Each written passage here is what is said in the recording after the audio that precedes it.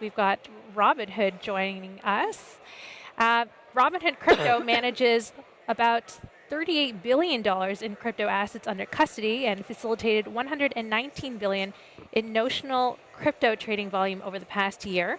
The platform has expanded its cryptocurrency offerings by adding assets such as Sol, Pepe, ADA, XRP, and others, enhancing the diversity of investments options for its users. Joining us now to discuss is the Vice President and General Manager of Robinhood Crypto. We've got Johann Kerbrat. Johann, thanks so much for joining us. Excited to be here. How are you? Great. So I understand you've previously announced that Robinhood Crypto is expanding into Asia. Can you give us a little bit more information about the timeline and where you're at in the launch in that project? Yeah, so we actually announced during our last earnings that we will use Singapore as a headquarter for the expansion of Robinhood in APAC. For the crypto side, a lot of the process is around the acquisition of Bitstamp that we announced last year, and so a lot of the weight is around like regulation. We are waiting for the chain of control to be approved by all the regulator, and once this will be done, we'll be able to help Bitstamp launch their offering in Singapore. What went into the decision making into wanting to get into Asia? And I guess you touched on it, but what are some of the challenges along the way? Yeah, so I think a lot of the interest for us has been around institution and also expanding across the world. And so we've been starting with the Robinhood wallet that is actually available in 100 plus countries, and we've seen a lot of interest in Asia. And so we are basically using that as a way to understand like what our customers are asking for. And in terms of blocker, there is not really any blocker. It's just like getting the right approval in time, and then we'll be able to double down on it. All right. So Robinhood Crypto has expanded its offerings by adding Solana, ADA, Pepe, and all that. So tell me what goes into the decision making of adding these tokens, especially amid this explosion in meme tokens that we've been seeing. Yeah, so we have a listing framework and a listing committee that look at multiple aspects of listing assets. So we look at operation, compliance, making sure that we can offer like tight pricing on these assets. And so one of the main features that we're waiting for is like the customer request. When our customer are asking for a specific asset, we take that into consideration and we decide to list it on the platform. But as you've seen, Robinhood Crypto is more selective around this offering, and so we only have 22 assets on the platform. And we also have our Robinhood wallet, which is like a self-custody wallet where you can access thousands of tokens if you want to. Mm-hmm. Yeah, I was just reading the other day that I think you've just introduced tax lots. A feature which is helping people with their tax reporting, and tax season is just around the corner as well. Maybe you could share a little bit about that, and what do you think is how is that going to impact some of your user behavior? Yeah, so we have been developing a lot more feature for like the more advanced trader, the people that are looking for this type of features to actually improve their tax advantage. And so we launched it for the brokerage side.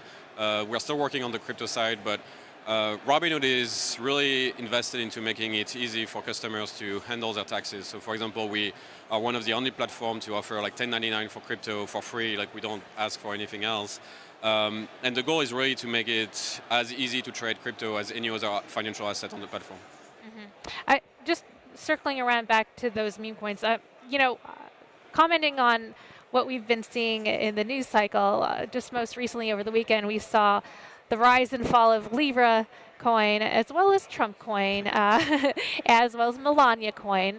Where do you see meme coins headed? I mean, on the one side, people love the excitement around memes. They're really very passionate. They stoke a lot of excitement, if you will, but a lot of folks also say, it's a big speculative, unregulated casino, and it's extracting value from the space rather adding to it. Yeah, I think for us, we try to take our position as a very agnostic platform. Like we shouldn't be the one deciding what is a good asset versus what is not a good asset, as long as it passes our criteria that we have to support the asset. If you think about it, like 10 or 14 years ago, a lot of people had a lot to say about Bitcoin, and now it's becoming a bit more of a blue chip coin. So for us, the main focus has been like, what are our customers asking for, and can we offer it to them safely? And if we can, we usually try to do it for them. All right, excellent. Yeah.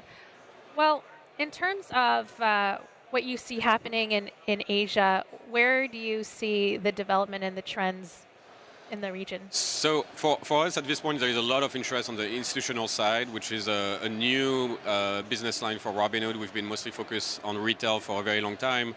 And in Asia and in APAC, we see a lot of hedge funds, a lot of family funds that are interested to get into the space. And so we think we can actually develop a lot of our offering for them.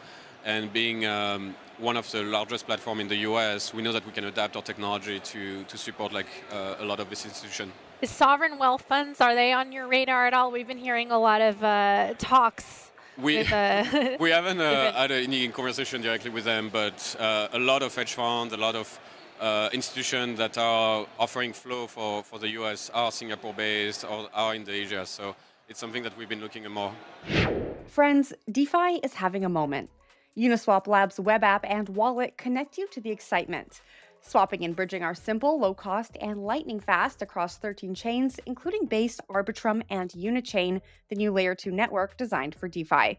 Thanks to deep liquidity on Uniswap Protocols, you get minimal price impact on every trade, now with even greater efficiency through Uniswap v4. Swap, send, on-ramp, off-ramp, and bridge into a bright future. Get started at uniswap.org. I also see that Robinhood has joined forces with other fintech and crypto firms to launch the Global Dollar Network. Maybe you can tell us a bit about that. You're introducing the USDG stablecoin. So what role does Robinhood envision playing within this consortium, and how do you foresee USDG impacting the broader stablecoin market? Yeah, so Robinhood has been using stablecoin for a long time in the back office, for example. So we use it to settle overnight or during weekends with our market maker when bank rails are not necessarily working or not accessible for everything that we need. And so we've seen also a lot of traction around stable in a lot of countries in LATAM, for example, that are looking for exposure to the dollar without necessarily like buying the actual USD. And so for us, it was interesting to join a network that was actually trying to remunerate every partner participating to the dollar network. And so we think it's a more fair system, and that we'll be able to actually onboard a lot more institutions into the network.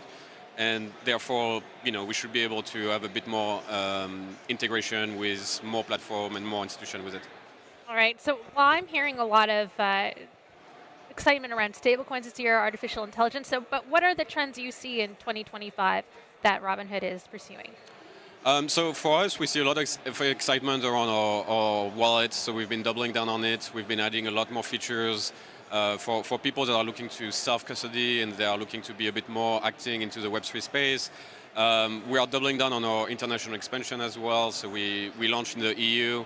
And we are going to keep developing when we receive our license there, our MiCA license there.